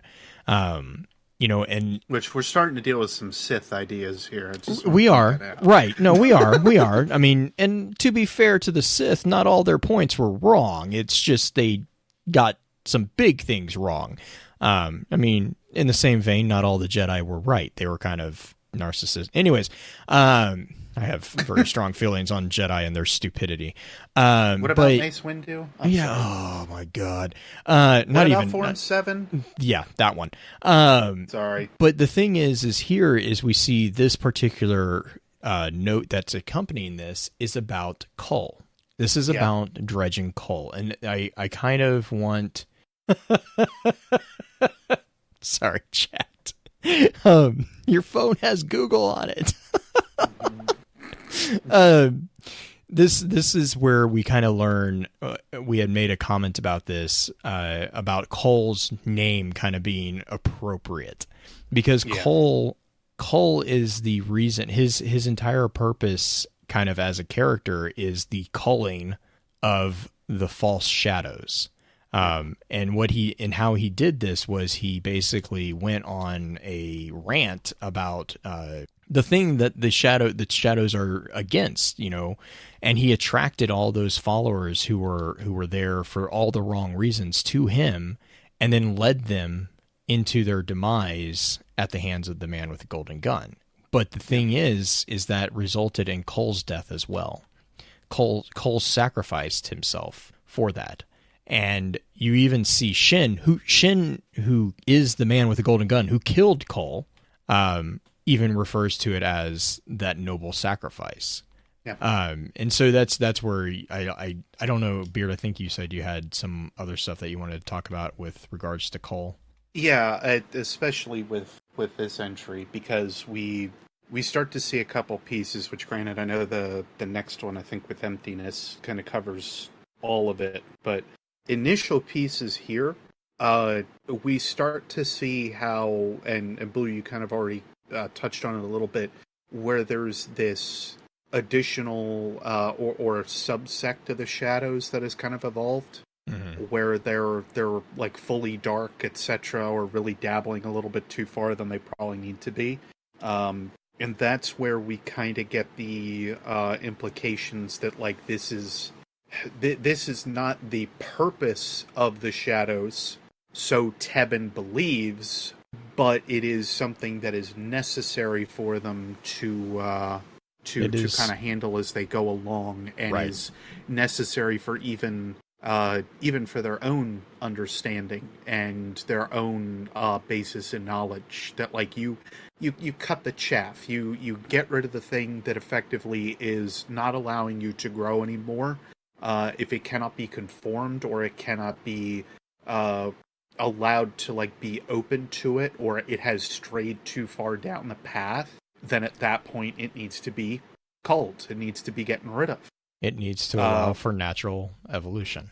natural selection. I mean, not to use Darwin too heavily there, but that's basically the concept of Darwinism is the unnecessary will be carved away, and only the strong or the appropriate will be left.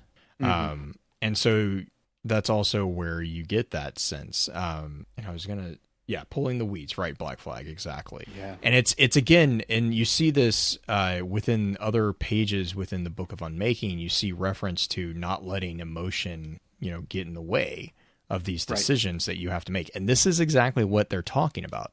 Shin also refers to this as the perfect trap, because he's purposely misleading people. And he even says that about malfeasance.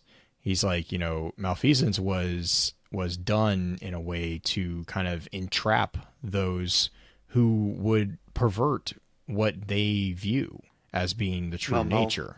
Malfeasance was a gift, but he said sought further problems or they they were the issue. Right, he used it as a kind of a litmus test to see if you were going to push something that shouldn't be pushed, and when you didn't push, or when you kind of pushed but not significantly, it was kind of, that's where this kind of leads into. Yeah, which I think actually we're kind of dabbling with emptiness at this point, so we may as well just move over that way. I feel very empty. Yeah, I mean, that's about how I feel after a day of work. It's all that ignorance. The main thing with emptiness. Now, this is we had talked about it at the top of the show about perspective with Shin Malphur as a whole, but it's also this internal perspective that we also see with Tebben Gray, because Tebben is dealing with this assumption of who Zyre Orsa is, and we never get this sense that Tebben knows who Zyre is at all. Yeah. Shin has kept his identity a complete secret from the Shadows because he is using them to the ends that he needs here with emptiness. Because we find, or come to find out, that the cull worked. Both Dredgen cull and the culling worked to the largest degree here. If we're just trying to dig these names a little bit further, I just figured you'd like to know that.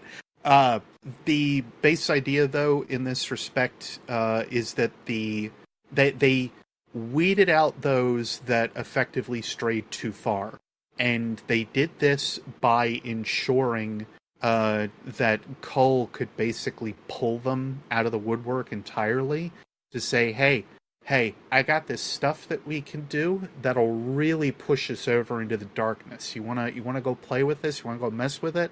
And everybody's just like, was that what we're here for? So all of a sudden they start to pull up the weeds. They start to really get rid of all of that. I'll read the actual Tebben portion, though, because I think it is fairly important to kind of highlight exactly what ended up with all of this as we've been kind of summating it. The ruse worked. Cull's radical speech gathered the weaker among our number, a splinter group of radical shadows hell-bent on worshipping darkness and bending to its will. He preached a doctrine of hate empowered by total corruption, and the lesser-minded who flocked to our purpose were drawn in like flies to filth. More important, the renegade took the bait, turned many to ash, turned Cull to ash. A failing on two fronts. First, Cull's sacrifice bought us time and distance. Second, it rallied many of our newest recruits against the renegade. Sides are being chosen, and Vale's recording of Cull's death will draw those most eager to tempt darkness. All is proceeding as we envision. Is it all proceeding as Tebben envisions? That's what I was about to say. Simply proceeding as Zyre envisions. Because when all is said and done, again, Tebben has no idea that the renegade is Zyre Orsa. Like, he has no idea, effectively, that this other person, this other entity, this Zyre Orsa, who has a recording of Cull's death, is the same renegade that also killed Dredgen Yor in seemingly the Dreaming City, as we have seemingly seen it in the Corrupted Strike, and who has, as I kind of like to say, who has Hiroshima'd him to the rocks. Yeah. Also makes me wonder if they if through that strike there aren't more of those like shadow figures up on the walls and whatnot. I never saw any, but I wasn't looking. It almost makes me wish I could get back into that version of the Corrupted Strike so I can kind of see it. I'll let you know when I get to it. Okay, that works. But yeah, that's the major thing that I think is kind of like, or should be realized here. Tebben and the other shadows are not understanding that Zyre is Shin Malphur or the man with the golden gun, which, of course, that leads into Revelations and Invitations, which we've been talking about basically the entire podcast. But it's important to note it because it then has that layer of perspective that makes you wonder, well, where or how far is Shin willing to go to allow for this to happen? And funny enough, ends on the 13th understanding of the 7th Book of Sorrow. To rend one's enemies is to see them not as equals, but objects, hollow of spirit and meaning. And when all is said and done, that's pretty much what Shin is doing, even with the trusted Shadows of Yor. If he can use them to his advantage to make a culling or make something else that appears for the shadows as they are, he'll do it. And though he is remorseful of it in some cases, he understands that it's necessary, and seemingly so do the other shadows. But if the only one that's left standing at the end is Zyre, oh well. Well, and I think that's also, Sheggy in chat's making the point too, is like, could Tebben also be playing the part? Right. And I mean, because I'll be honest, I kind of read it both ways. I see it both ways. Because there's nowhere that, I don't know, like it completely seems to depend on how you read the tone of the text, which I understand is extremely difficult with text. Yeah. Because like there also could be the argument that Tebben does know who Zyre is, and that he's writing these notes for the other shadows who may not be in that trusted inner circle. You know, considering that like Zyre and Tebben are the founding members, so you're right. Like they kind of seem like intertwined with each other. Because I'll be honest, when I first read that, I read that as Tebben knew, and he was furthering the propaganda against the false, or the renegade, and all this. Because if you read it as the shadows being a I like to refer to them as a honeypot, basically, for these Karen flies that they're going after. That actually does further Shin's goal even more if he has Tebben on his side, who's also whispering false propaganda against the renegade and against all this stuff. I can see the argument there, and there's nothing really that strongly points either way. Because you can still, like I said, when I first read it, I actually read this as Tebben and Zyre are like in lockstep. I think there's something later that makes me think otherwise on that angle, but okay. I feel like we'll get to that with Revelations, Invitations, but I see where you're coming from, because I think I had the initial reaction as well. I forget what it was that made me think otherwise. It might be something led me to this. But anyway.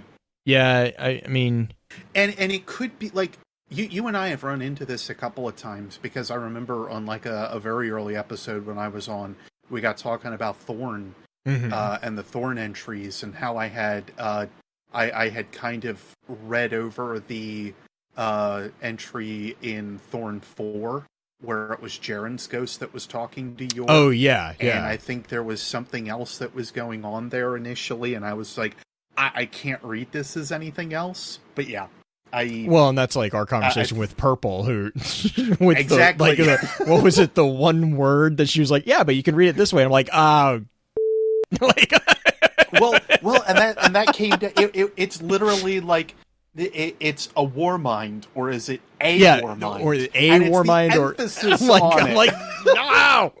Like, purple. Why? Like how is the emphasis derived on that single letter? And that's right, and that's where I'm like, I kind of sometimes wish, as much as I don't wish, also that these were audio, because with audio, regardless of if you agree with the emphasis, you get that emphasis. It's right there. Whereas with text, it's kind of like, is it though? Like that's the whole thing. And I think that's where, so many, to go back to like Lost Thorn again, to kind of like harp on it. That's why everyone's perspective in some rights is absolutely correct, but absolutely wrong. Until we get direct and full evidence in these things, I could come out with a 30-minute theory like I just did. I will completely admit that I am totally wrong. If there is one thing that will go ahead and counteract the ideas that I have presented so far, I'll put my hands up and be like, cool, let's go ahead and like rewrite this theory. Let's get back into it. But that's the fun of theory crafting. That's how I approach that. Exactly. Meanwhile, you get the counterpoint of it, where everybody's like, well, this is how it is, and that's the only way that you can interpret it. Absolutely wrong. And it goes back to anger all over again. Beard doesn't need anger management. He needs to educate people. No, I say this on several levels. I am not a hateful person, but I am hateful of ignorance. Yeah. Let's talk about Revelations. Sure. Do you mean the last book in the Bible? Because I feel like that's. Oh God! Sorry. I didn't even connect that. That was hilarious. I did not even think about that. That's awesome. I love it. You're welcome. That is so appropriate. But it's like we were just like I love that they cap it off with revelations and invitations. Right. But the fact that they have revelations in here, and the fact that most of this book, and of course Book of Unmaking and everything, is basically the Shadows of Yor's Bible. Yeah. That's cap it off with that is hilarious. That's a very good point. Oh my gosh. That cracks me up. So God, man, I don't even know how to recover from this whole thing. So I'll read the top portion here, which I think is extraordinarily important, which we've already completely slapped in the face already here for you. A revelation. So now, the truth. You've earned it. My name is Shin Malphur. My name is Sire Orsa. My name is Dredgen Yor. And all who fall to darkness will answer to my steel. I think this is kind of where my initial... Yeah, I'm gonna read this, and I think it can expect what we were talking about a bit ago. The shadows, the drifter's gambit, the seeding of fear that the infamous man with the golden gun was on the hunt, blinded by allegiance to the light and gunning for all who would tempt the darkness. A necessary deception, offering two paths in order to draw out those eager for power beyond their means. Malfeasance was a gift, a sample to gauge the true hearts of those who reveled in the Drifter's games. Those sated by its wicked power were kin enough to know their limits. Those hungry for more, a danger worth tracking. In some cases, a danger in need of confrontation. But the game has only just begun, and I risk much like this here, me offering you the olive branch of truth and trust. Yes, I have led you to believe I was your friend, and the shadows my enemy and yours. If all I have just revealed calls that into question, now know that it shouldn't. The shadows are a danger. We are guided by the evolved and controlled methods of Dredgen Yor, except instead of death and destruction, I am offering the mysteries and powers of the darkness as bait for those who would otherwise go freely into the abyss. I have built the perfect trap with which to cull the weak-willed, and it is working. The thing that made me kind of think in here that Tebben didn't know about Zaire being Shin comes back to how, of course I just got done reading over it, now I lose it here. Yes, I have led you to believe I was your friend in the shadows, my enemy and yours. If all I have just revealed calls into question, no, it shouldn't. The shadows are a danger. He wants to keep them at arm's length, but still effectively kind of keep them close. I think that's like where, at least again in my interpretation, in my perspective on how I read it, like it was last week. I think when I was talking to, I think it might have been, I think it was Dino in chat. And he made a similar comment, and I was like, what? Because I'll be honest, I'm on the opposite side. I was like, I always read it as Tebben was aware of what was going on, and he was just, his front man, the empty, or not the empty, but like the gotcha, guy. And because that's, oh my gosh, now I have the picture of Tebben. Oh, it's absolutely a gotcha moment. Like, this whole thing is a gotcha moment. moment. No, it is. But I guess in light of that comment, we are brought to an invitation. And I'll read this one real quick. And it's an invitation. Sure. It says, "The Vanguard and I are not enemies. We simply have different methods. But to their credit, they have allowed my actions, as they have a wide array of concerns to fill their attention. Not that they haven't helped in small ways, snippets of conversation to plant the shadows as a threat, feigned ignorance of the Drifter's games and its consequences. Zavala prefers more straightforward tactics, but even he agrees that as Guardian numbers grow, it is vital to test the true mettle of those trusted with the safeguarding of our fragile survival. But others, the Guardians who have joined me, Tebben, Braga, Jonah, and Zana, they are all believers in our cause, and Callum, the truest hero who made the purest sacrifice. His death was noble and by my hand, but not a hateful thing. His part was, and remains, key to sealing the temptation of any who would give themselves to sorrow's road. All who take up arms in his names will be enemies of all he held dear, and they will be punished. You have my word. I'm burdening you with the full reality of the gambit at play because I believe in you. My earlier words, my gifting of the last word, that was earned and all true. You are the future of this war. You, and a few like you, are the warriors who can walk the line between light and dark. And so I ask you, are you up to the task? Or have I risked all that I have struggled to build on a hero who is not yet ready to become a legend?" Again, so like I'm reading that even now, and I'm still reading that as I think it was Legato made a comment in chat that actually was kind of where I was going with. He said, or they say, it feels as though the upper echelon of the Shadows, the named Drifter, well, I don't think Drifter knows, but the named at least, and Malphur are all working together to cull the weak and the ones that can't handle the darkness. Now, I don't think Drifter was in that upper echelon, but I totally get that sense. I get the sense that there is a, that we've made a couple snide comments about the Shadows being a cult, but I think that there is a structure that is similar to a cult in play here. And any cult worth its salt, if I may be so crass, is going to have an inner circle. And that inner circle is usually the group of people who while they might not know 100% of what the Grand Master or the Grand Magus, whatever you want to call them, is going for, they have like 95%, 90% of the information. Like they know quite a bit. And that's kind of how I was reading the Shadows for me. And but as soon as I say that, what you were saying also, I can read it as him being like, oh no, I've kept the cards so close to my, so close to the vest that no one knows except for, then that presents the picture of like old man Logan. Like, I'm getting too old for this. I need to get, what was it? That gets into this perspective though. Like he's pointing out that he's handed over the two cannons to us at this point. Like he wants to make it known that like he's passing on the duty now I guess to another generation in a way. Because he did kind of make that comment in what was that, the Letters of Renegade at the end of it. Yep. Okay. I mean, I can. Yeah. I'm still kind of hesitant to give up my interpretation, but I definitely see both sides. I think you can read it.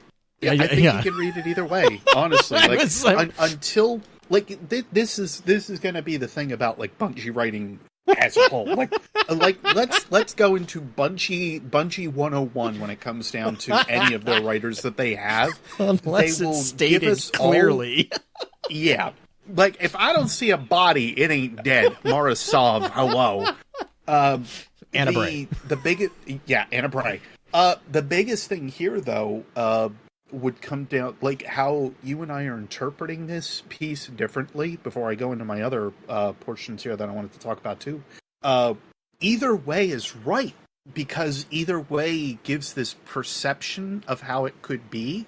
Like, is Shin keeping everything close to the vest? Or does he effectively tell the upper echelon of the Shadows, or the ones that founded it with him, that, hey, I'm Shin Malphur, like, I'm the man with the golden gun, and I'm totally willing to go ahead and, take out the guys that go out of line here for you. Or is he literally only telling us, as the Guardian, who is that much different from the rest of the guardianship that has been resurrected and is carrying out missions within the solar system? Right. That's where, you get to this, like, really flaky line, like, he's willing to trust us that much. Right, yeah, but he's not willing to trust the other 4 that are left from the founding body of the Shadows, which, in that regard, could still say how much he still distrusts the Shadows. Well, going back right. to the idea of the Shadows are a danger. Yeah, and I guess my thought there too was that upper echelon, if you will, that inner circle in the Shadows, they have the same goal as Shin. Yep. Like that's where my thought process of them knowing this truth is, because ultimately they have the same end goal. Like, I mean, you could argue that's also the same for him and the Vanguard, right? They have the same end goal too. So yeah, it's one of those things that I think until we get, and I hope we do. I hope that I get the feeling that the Shadows are going to play a very large role, especially with the doubling down of the Drifter. I get the feeling. Yeah. I have a feeling if it's not Season of Opulence, because I feel like they have dug what they can with the Shadows at this point with Season of the Drifter. Mm-hmm. I have a feeling they will make a rather large return in either the next annual pass iteration that comes out for Destiny 2, or it'll end up being in Destiny 3, and we actually see Zyra Orsa pop out and like, hey, I'm here to fight the darkness with y'all, because it's that time of the day. I don't know which way it's going to end up going. But yeah, oh God, you just did it. Yeah, Get Matthew Mercer back in here. I could see either one of those effectively being the case. I feel like they're moving more towards Destiny 3 with it, though, at this point. Like, I really feel like they want to keep looking into these structures of, like, what goes into being a Guardian. And I have this feeling if what the rumor is true right now at the rumor mill, because, of course, don't take anything I'm saying with release schedules and whatnot, like, in any way seriously, because I don't keep up with them at all. If we have another annual pass release, I have this feeling that we'll see like a reinstitution of the factions, because the factions also are a large portion of like what the Guardianship used to be. And if they bring them back, talk about them a little bit more, especially when you bring up A113 or Cocytus in recent entries, like you can't talk about those without bringing up Dead Orbit. Like, they go hand in hand in that regard. Like, it sucks that we don't have more written information back to them. Anyway, to my point here, if they decide to do anything else with them, I think that it'll end up being in Destiny 3. I don't think it'll be too much more with D2 in its current iteration. But I can wholly see that they're going to continue to dig in with them. Like, this story has proven to be so popular from the inception of Destiny to its very end days of D1's newer content and whatnot with its release, all the way through there, basically. And now, as soon as you end up mentioning anything about it, I remember when in Vanilla D2, somebody said, "Oh, there's a ship called Rose and Bone that talks about Shin Malphur and Dredgen Yor." God. Everybody lost their mind over that. And it was just a recounting of like a snippet of what actually happens with the story. And all I'm sitting there thinking is, guys, go read the actual freaking lore if you want. Yeah, because And just because like, that was all there. Yeah. Well, and the only thing that I feel like that's a demonstration of is how simplistic and how cut down that legend had become that started to circulate. That was my ideas on like what Rose and Bone was all about. And now we get more information that builds off of that initial legend and builds off of that initial story. That's what I just absolutely love about like the little bits and pieces to say like these are the things we're focusing on going forward in our issue 1, so to speak. And now how we are building upon the world that we have. I mean, another point in case of it, who thought that the stupid red box was ever going to be referenced again? Oh my god, I'm so happy that they brought it back.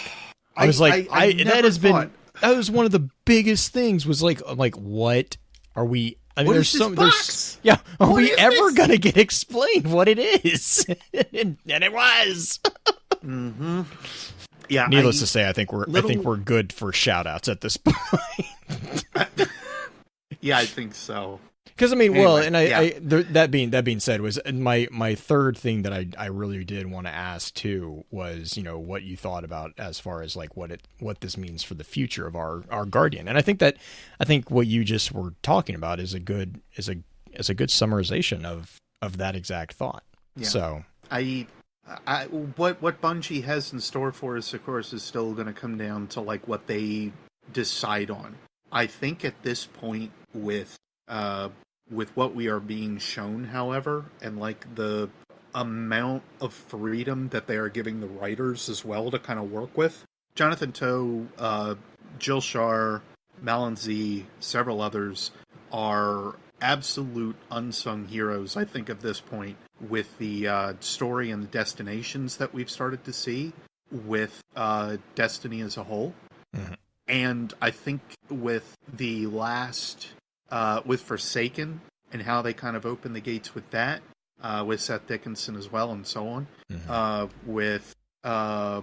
with Black Armory and how they told a different side of the story and how they started to kind of dig into the black market a little bit further. And now at this, with like digging into, is it the darkness or is it a gray line that you have?